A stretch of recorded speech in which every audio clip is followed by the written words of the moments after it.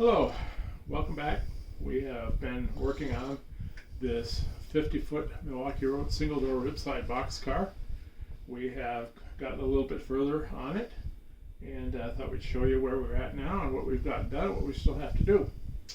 Right now the car has got its ends on. We have our A end, and we have our B end, and then we have both of our sides are completed, along with the doors and the grab rails and ladders. We still have to complete the stirrup steps on each corner. These 1941 50-foot single doors had their stirrup steps mounted on the bottom side of the outer car body, not on the directly on the bolted to the car body side. They're bolted to the underside. That's the difference between them and the 1937 50-foot double doors. Those were bolted to the side. So we're going to have to make some modifications. We've got a piece of strip wood in here where we can mount the steps to. The cut levers will also have to be done a little bit differently. We're going to have to put a piece coming out of here that's going to have to be tacked into the board, and then with a little bit of a piece sticking out that we can hook the cut lever pieces to, and then they'll of course run under the coupler where it will hook into the operating mechanism. The biggest project on this car that's left to do, and it's going to be a fairly long one, it'll probably take about as long to do as the underframe and the brake system that we put on earlier, probably if you remember from the work we did on that. But this roof that came with these old Graceline kits, this is embossed cardstock, and what we're going to be dealing with when we do the roof is we cannot use the embossed cardstock that came with the kit, partly because the level of the detail is not sufficient for this type of roof. This roof had a little bit deeper pattern to it than what came with the car, and so we want to be a prototype. In fact, I'll show you what it should look like. It had a roof very similar to the 1937 Milwaukee Road 50-foot double doors, and this was made out using strip wood, and it's a little bit deeper detail, which is what would be appropriate for these particular cars that were built in these series. So we're going to, rather than doing this cardstock here, what I thought I'd do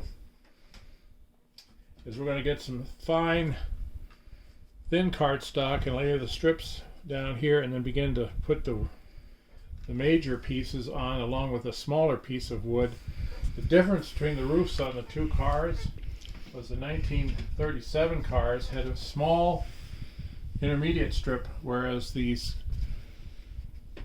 freight cars from the 1941 order had a modified strip. Now these we can cut out of this cardstock and use them, and that's my intent, is to do that, cut the individual strips out and place them as on the 1937 style car so that they'll match. That'll take a little bit of work, but it'll look nice when it's finished.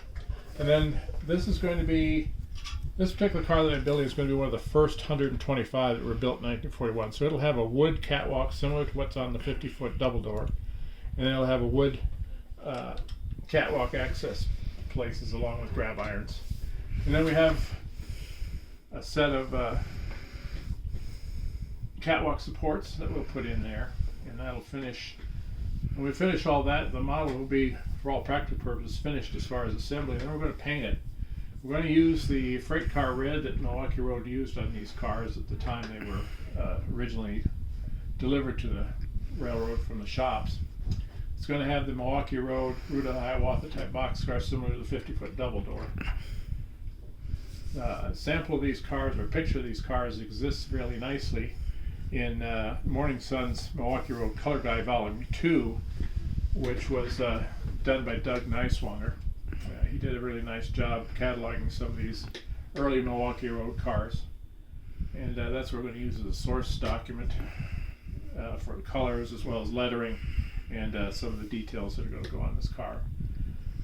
We've got, as I mentioned in our first video, we have a pair of early All Nation what we call the Big Eye Bettendorf cars with the wider openings that were common on Milwaukee cars. That would be also common.